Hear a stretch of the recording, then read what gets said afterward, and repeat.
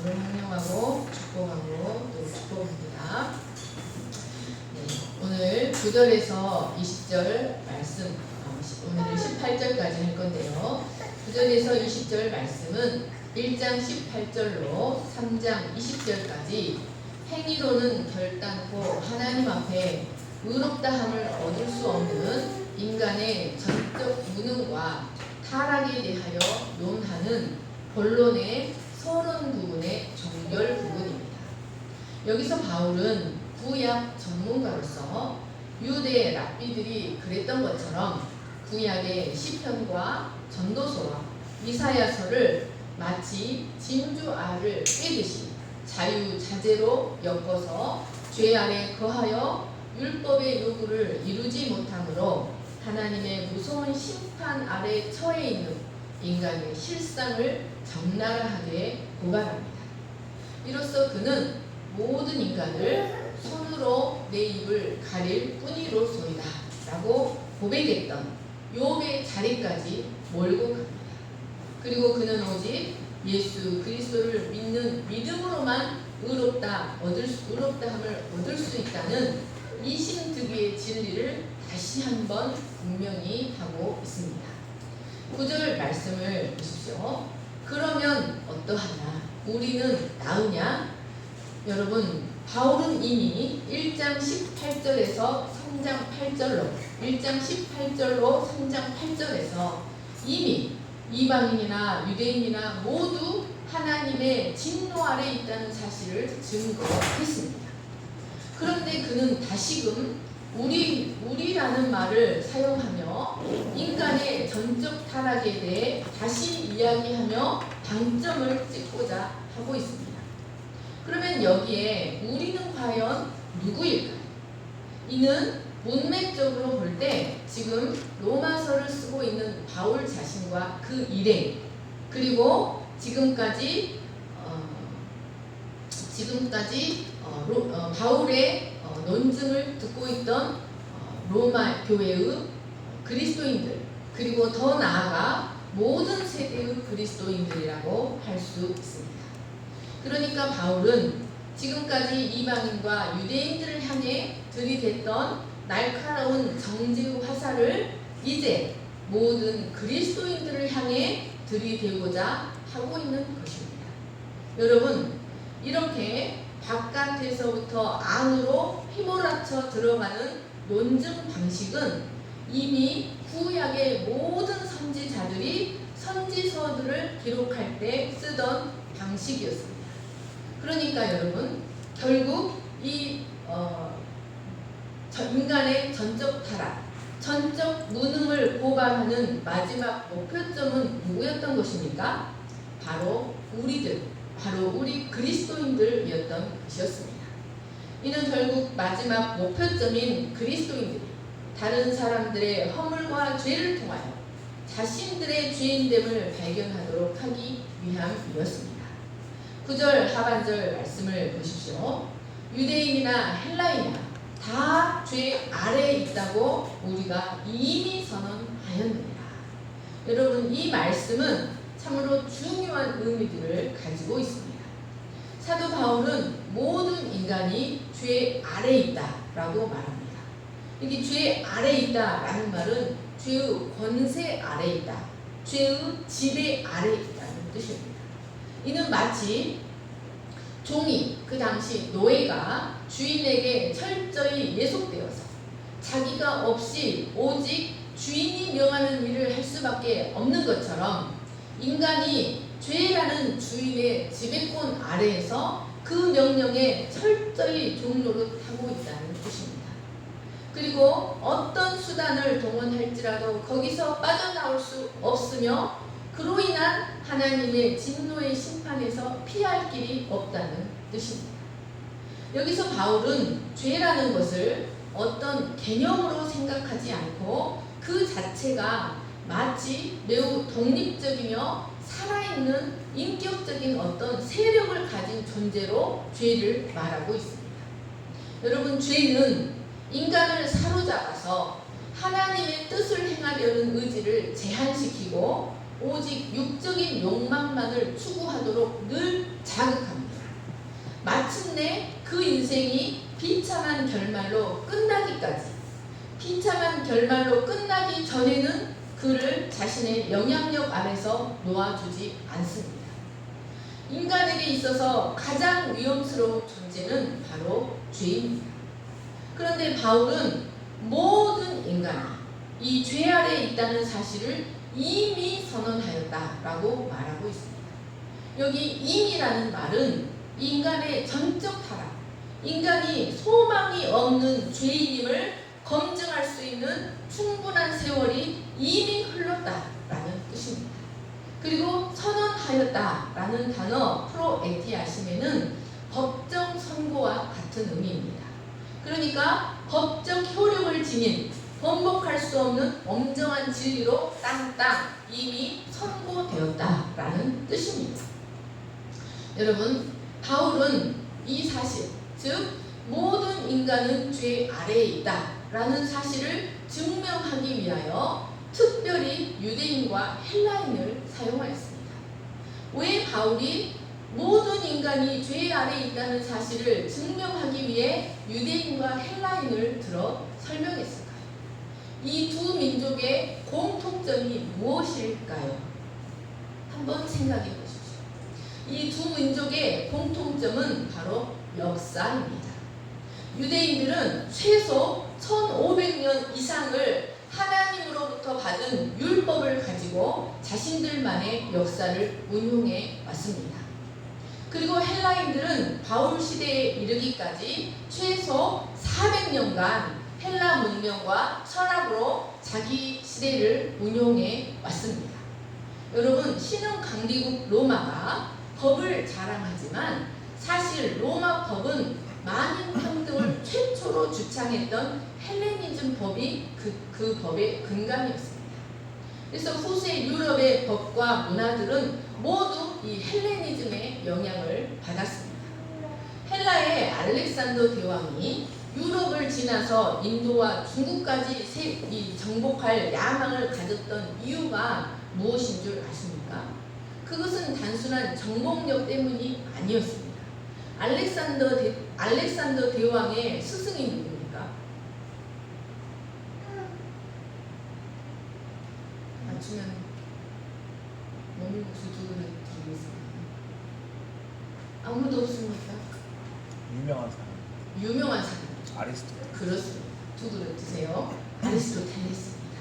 여러분, 알렉산더가 인도와 중국까지 세계를 정복할 야망을 가졌던 이유는 바로 이 헬라 문명을 온 세계에 전파해야 한다는 사명감 때문이었습니다. 역사적으로 헬라 문명은 참으로 위대한 문명이었습니다. 하지만 바울은 지금 무엇이라고 말하고 있습니까? 지금 유대인의 1500년의 역사와 헬라인들의 400년이라는 그 많은 시간이 흘러 문학과 철학과 법이, 문명과 철학과 법이 발달되었지만 인간은 여전히 죄의 권세 아래 있다는 것입니다. 인간은 그 시간 동안 전혀 변하지 않고 여전히 소망 없는 타락한 죄인들이라는 사실이 변함없는 진리라고 바울이 지금 말하고 있는 것입니다. 그 많은 시간 동안 율법과 문명과 법을 통해 인간들은 돌이켜 의인이 될 만한 가능성이 전혀 발견되지 못했다라는 사실이 역사적으로 이미 증명되었다라고 말하고 있는 것입니다. 10절 말씀을 보십시오. 기록된 바 의인은 없나니 하나도 없습니다. 여기 기록된 바라는 말씀은 이제부터 열거할 타락한 인생들의 죄의 양상들이 바울 자신의 말이 아니라 구약 성경의 부르짖음이라는 뜻입니다. 그러니까 여러분, 이미 오래전부터 구약이 타락한 인간의 죄악상을 처절하게 고발하며 부르짖고 있었다. 이미 오래전부터 구약이 인간의 죄악상을 고발하고 있었다는 의미입니다. 먼저 시편 기자는 의인은 없나니 하나도 없다라고 말합니다. 이는 전 인류의 전적 타락을 가장 명료하고 단호하게 규정하는 명제 중에 명제입니다. 그런데 여기 의인이란 다른 사람들보다 조금 더 도덕적인 상대적 기준의 의를 행하는 의인이 아닙니다. 여기 말하는 의인이란 공의로우신 하나님께서 의롭다고 인정해 주실 수 있는 절대적 기준의 의를 행하는 의인을 말합니다. 여러분, 바울이 이 말을 하는 이유가 있습니다. 당시 유대인들은 율법을 통해 인간이 의를 이룰 수 있다고 믿었기 때문이었습니다. 그래서 몇몇 의로운 사람들을 의인, 성인이라고 칭하며 그들을 숭배했습니다. 하지만 바울은 10절, 12절에서 없다라는 말씀이 몇 번이나 나옵니까? 한번 세보세요. 없나니 없으며 없고 없나니 없도다. 6번이나 사용하면서 인간은 전적으로 타락하여 하나님의 절대적 기준에 부합하는 의인은 하나도 없다는 사실을 강조하고 있습니다. 첫째로 인간의 타락상 가운데 첫 번째 형상은 하나님에 대한 인간의 지적인 무능력, 의지적인 무능력입니다. 깨닫는 자가 없습니다. 여기 깨닫다라는 말은 하나님을 이해하고 파악하고 통찰하는 자가 없다는 말입니다. 이 말은 인간은 하나님을 보기는 보아도 보지 못하고 듣기는 들어도 결코 깨닫지 못한다는 것을 의미합니다. 역사적으로 구약의 유대인들이 그러했고 예수님 당시의 유대인들이 그러했고 바울 당시의 유대인들이 그러했습니다. 여러분 한번 유대인들을 한번 생각해 보십시오. 그들은 수많은 기적과 이사를 직접 보고 그 말씀들을 수없이 들었음에도 불구하고 하나님을 끝내 믿지 못했습니다. 그런데 이런 하나님에 대한 인간의 지적인 무능력, 하나님에 대한 인간의 지적인 무능력은 바로 내 자신의 문제입니다. 그런데 이런 하나님에 대한 인간의 지적인 무능력은 바로 인간의 깊은 본질 속에 하나님에 대한 거부감이 있다는 사실을 가르쳐줍니다. 인간이 왜 보기는 보아도 보지 못하고 듣기는 들어도 듣지 못하는 지적으로 무능력한 자인가? 그것은 바로 인간 속에 하나님에 대한 거부감 때문에 이런 지적인 무능력이 왔다는 것입니다.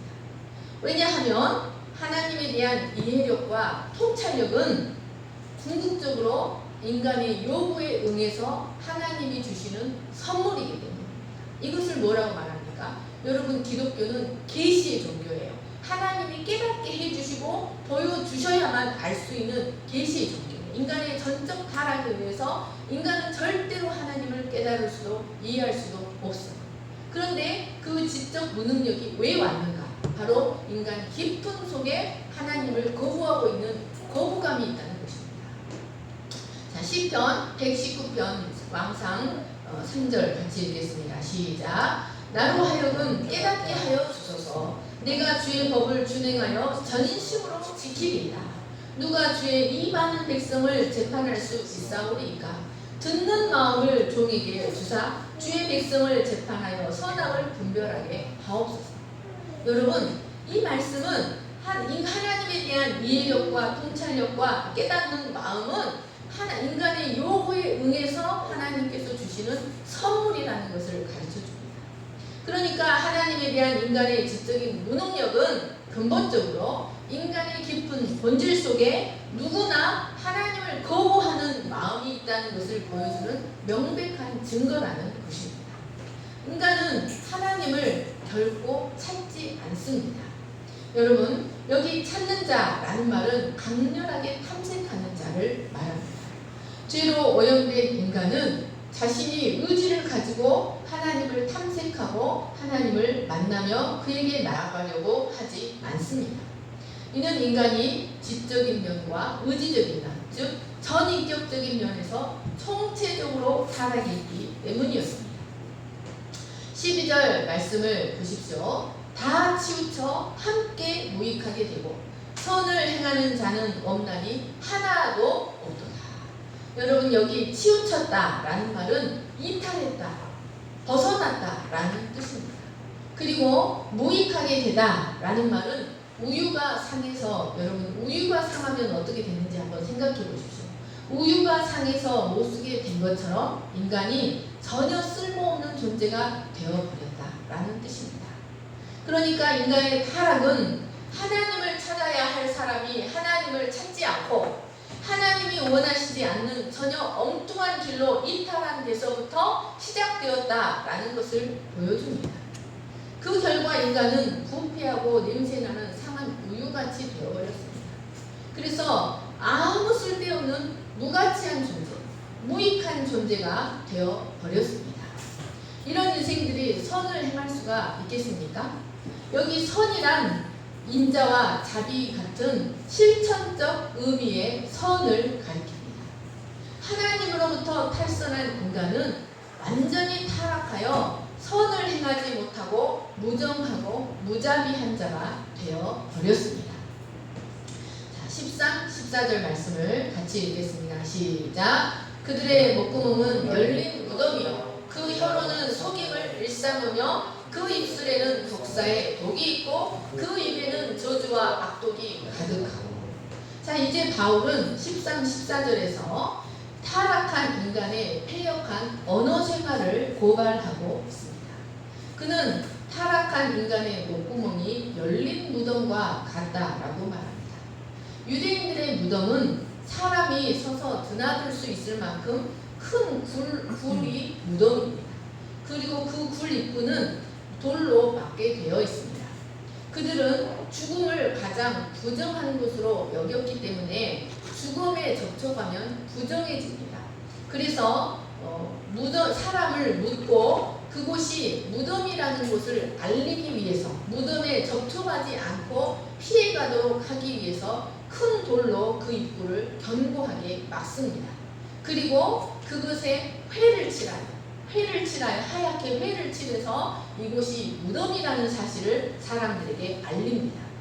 그런데 간혹 임자 없는 무덤이 이제 관리가 오래되고 관리가 허술해져서 무덤의 입구를 막은 돌이 굴러내려 버린 경우가 있습니다.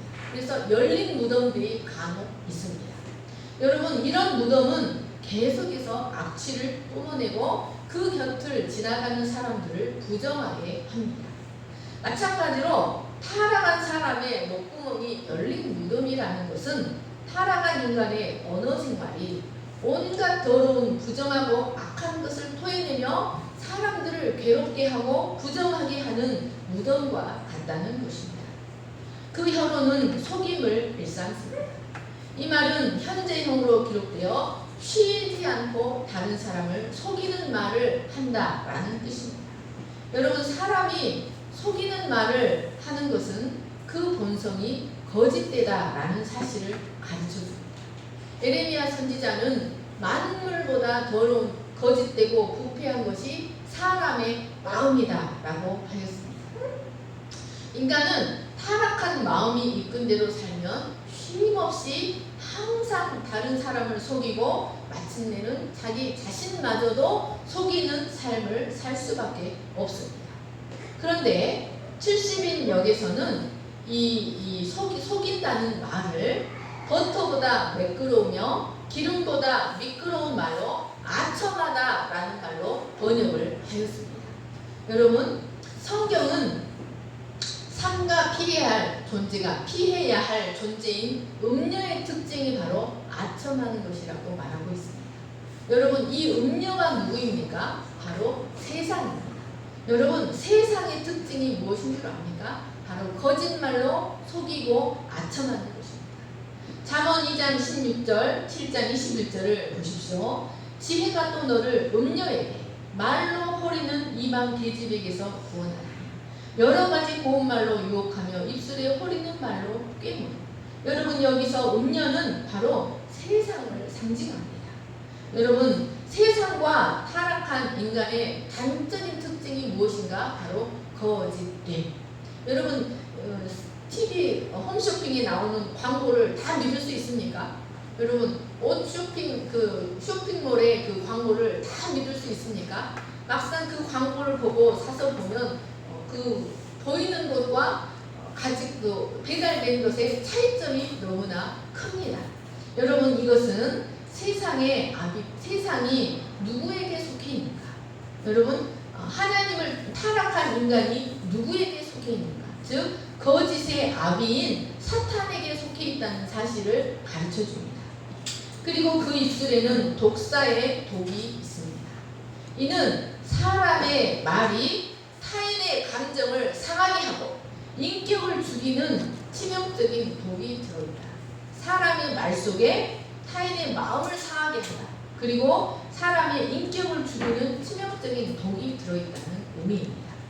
그런데 여기 독사라는 단어 아스피스는 이집트 사막에서 사는 맹독성 코브라의 복수형으로 기록되어 있습니다.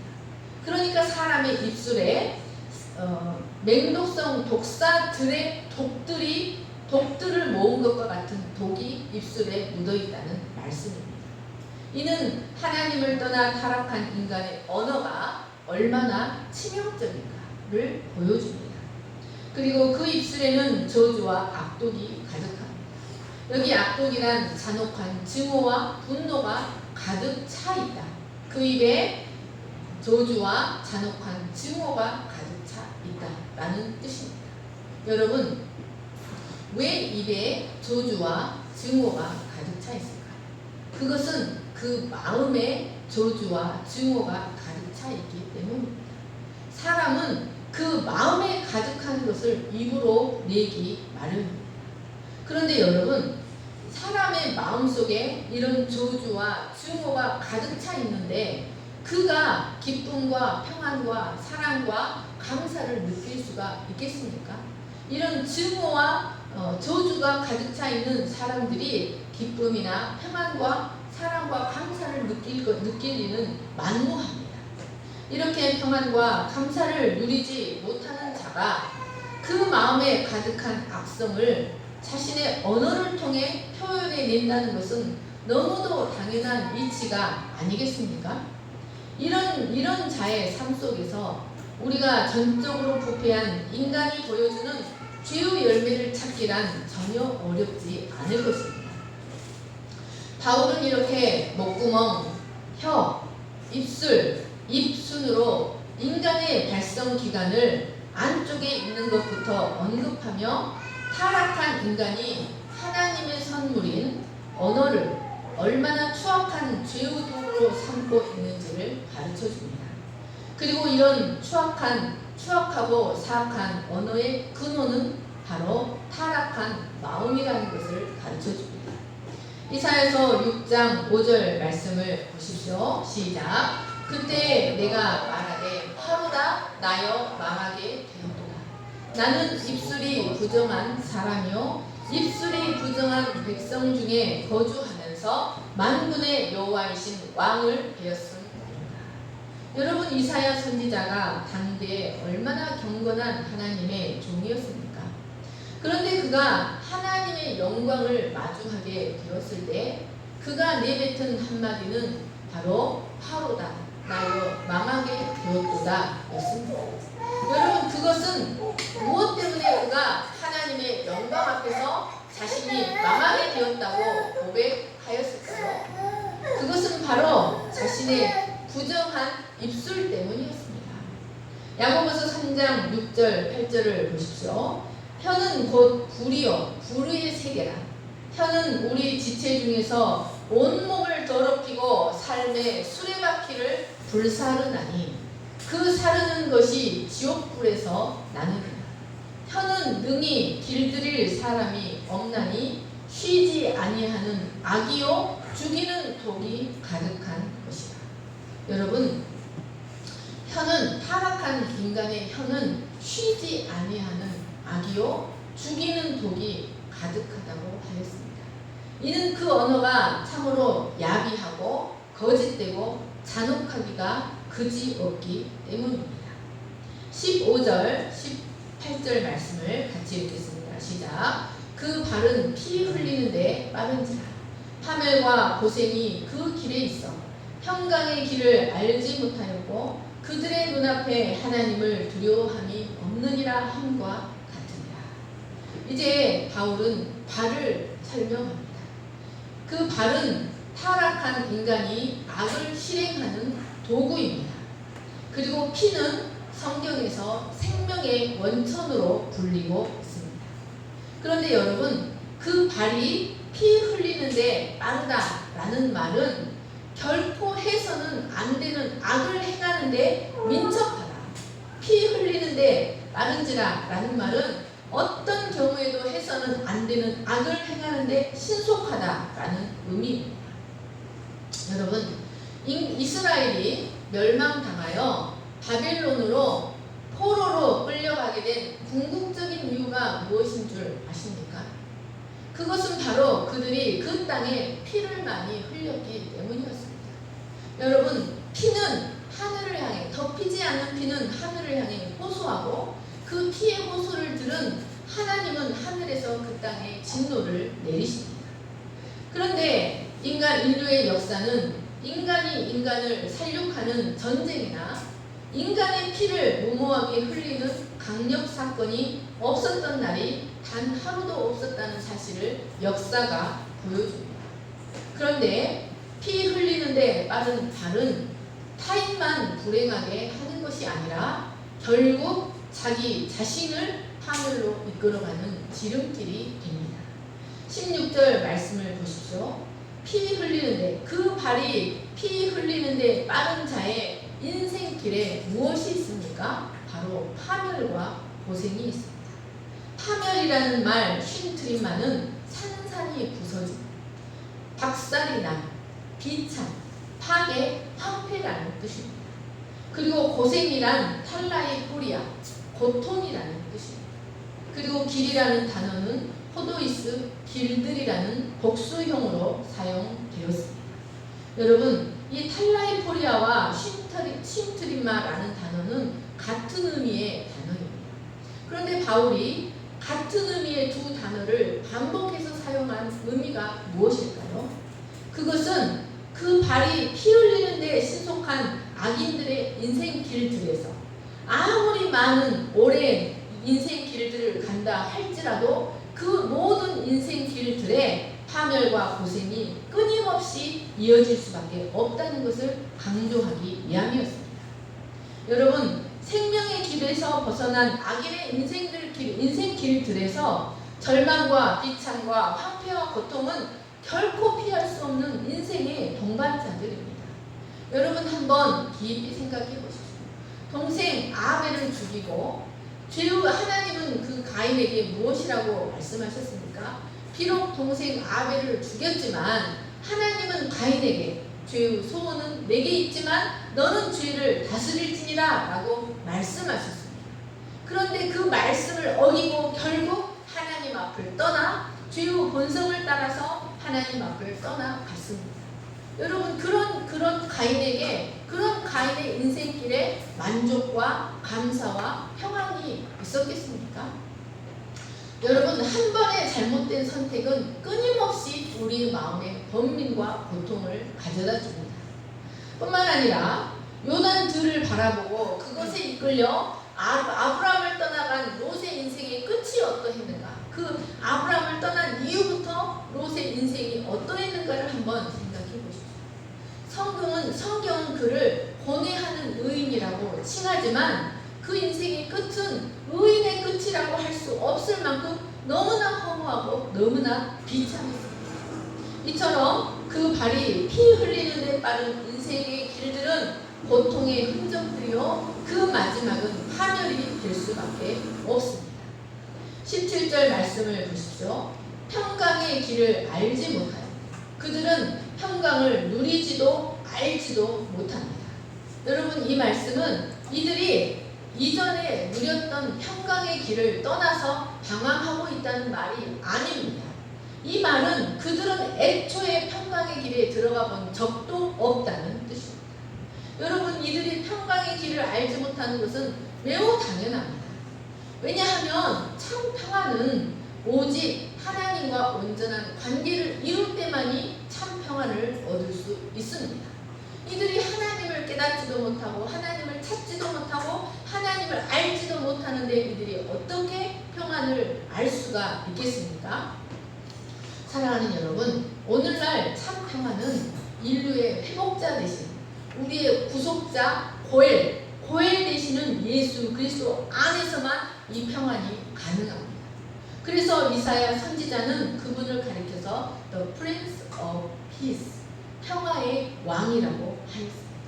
예수님도 제자들에게 나의 평안, 세상에 줄 수 없는 나의 평안, 참 평안을 내가 너희에게 준다고 말씀하셨습니다. 여러분, 예수 그리스도로부터 죄로 인한 자유함을 얻고 하나님과 그 관계를 회복하지 못한 자는 결코 평강을 알지 못합니다. 그들의 인생길에는 언제나 고뇌와 번민과 불안과 고통과 파멸의 자국들로 가득합니다. 18절 말씀을 보십시오. 그들의 눈앞에 하나님을 두려워함이 없느니라. 여러분, 이제 타락한 인간의 눈은 욕심과 정욕으로 가득 차 있어서 하나님을 전혀 두려워하지 않습니다. 여기 두려움이란 거룩한 두려움, holy awe, 거룩한 두려움을 말합니다. 이것은 막연한 두려움, 공포가 아니라 부모님이나 스승 앞에서 함부로 행동하지 않고 조심스러워하는 거룩한 두려움을 말합니다. 그런데 없느니라 라는 단어는 현재 시제로 기록되어서 그들은 인간은 언제나 하나님을 경외하지 않고 늘 교만한 상태다라는 것을 표현하고 있습니다. 여러분, 그 마음과 생각 속에서 하나님이 없다라고 말하는데, 그리고 그들의 계산 속에서 언제나 하나님을 제외시켜 버리는데, 이런 인간이 하나님을 거룩한 두려움으로 경외하지 않는 것은 참으로 당연한 이치입니다. 여러분, 9절에서 18절 말씀을 한번 자세히 생각해 보십시오. 9절에서 바울은 모든 사람이 죄 아래 있다고 선언하였고, 10절에서는 의인은 없나니 하나도 없다고 선언하였습니다. 그리고 11절, 12절에서는 하나님을 찾는 자도 없고 하나님을 깨닫는 자도 없고 찾는 자도 없다고 말하며 선을 행하지 않는다고 했고, 13절, 17절에서는 인간의 타락한 언어 생활, 그리고 인간의 행위가 온통 죄로 물들어 있다고 하였습니다. 그리고 마지막에 인간 타락의 증거가 하나님을 두려워하지 않는 것이라고 말했습니다. 그러니까 여러분, 이것은 인간 타락의 알파와 오메가가 무엇인지를 우리에게 가르쳐줍니다. 인간 타락의 알파는 하나님을 알지 못하는, 하나님을 찾지 못하는 것이고, 인간 타락의 오메가는 하나님을 경외하지 않는 것입니다. 그러니까 여러분, 인간 타락의 알파와 오메가는 하나님을 두려워하지 않는 것입니다. 이 세상의 가장 근원적인 죄는 하나님을 알지 못하는 죄이고, 이 세상의 가장 큰 죄는 하나님을 두려워하지 않는 죄입니다. 여러분, 모든 죄의 원인은 바로 하나님을 두려워하지 않는 것입니다. 사람이 하나님을 두려워하지 않는데 하지 못할 일이 무엇이겠습니까? 사람이 하나님을 인정하지 않는데 무슨 일을 못하겠습니까? 하나님을 두려워하지 않는 사람들은 사람만 속이면 된다고 생각하고 비인간적이고 비양심적인 일들을 서슴지 않고 자행합니다. 그런데 그들이 두려워하는 것이 있습니다. 바로 사람의 이목입니다. 하나님을 두려워하지 않는 자들은 사람의 이목은 언제나 두려워합니다. 이것이 바로 인간의 타락한 모습입니다. 하지만 성경은 바로 이런 자를 가리켜 어리석은 자 중에 어리석은 자, 미련한 자 중에 미련한 자라고 말합니다. 시편 14편 1절입니다. 시작. 어리석은 자는 그의 마음에 이르기를 하나님이 없다 하느니라. 그들은 부패하고 그 행실이 가증하니 선을 행하는 자가 없도다. 여러분, 인간에게 있어서 가장 중요한 것은 바로 하나님을 두려워하는 것입니다. 잠언 1장 7절, 여호와를 경외하는 것이 지식의 근본이거늘 미련한 자는 지혜와 훈계를 멸시하느니라.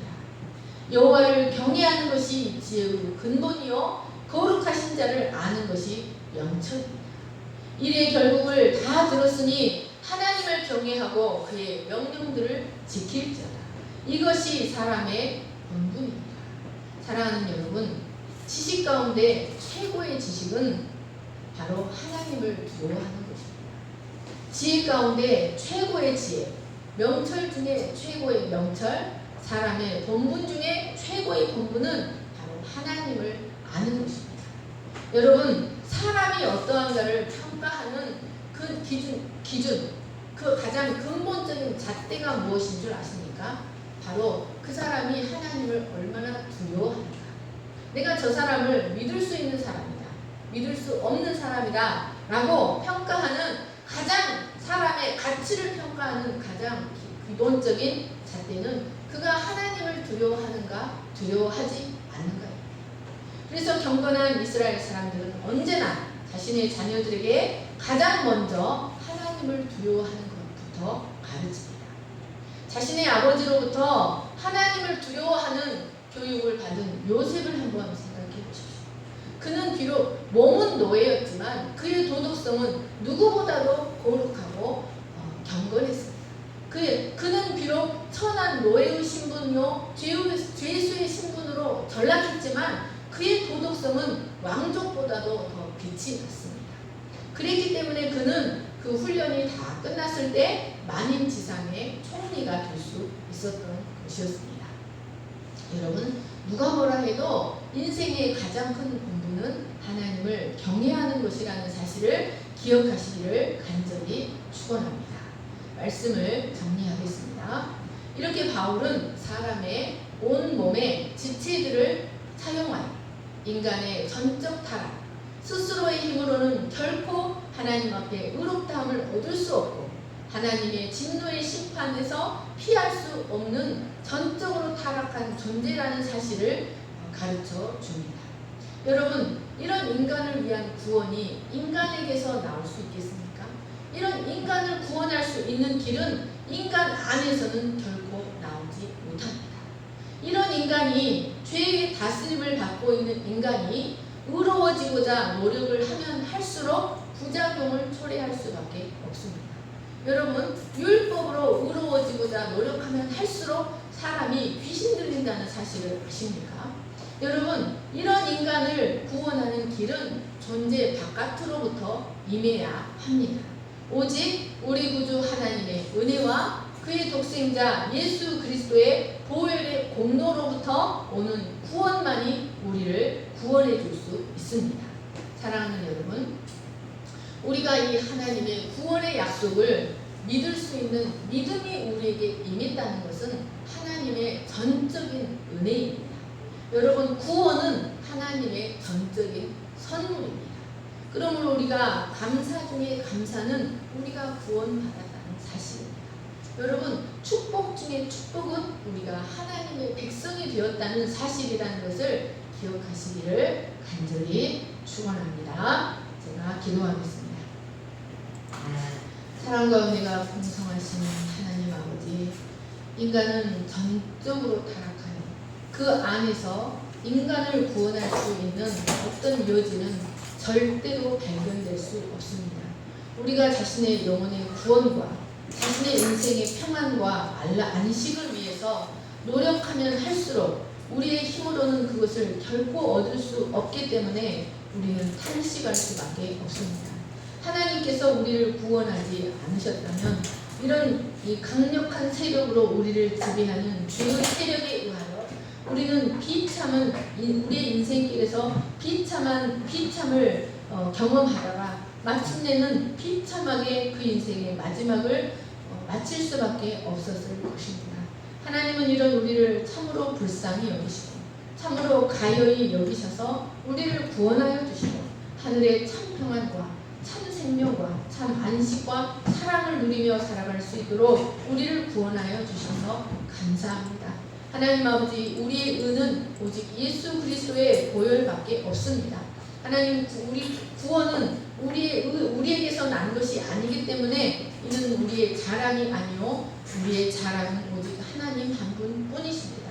하나님 아버지, 우리의 구원이 확실하다는 것은 우리의 구원을 성삼위 하나님께서 그 친히 이루어 가시기 때문에 우리의 구원은 거룩하고 아름다우며 고결하며 소중한 것입니다.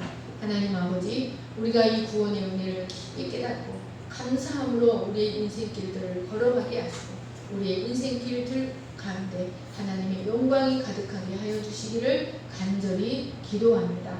감사하며 거룩하신 예수님의 이름으로 기도합니다. 아멘. 아무것도 두려워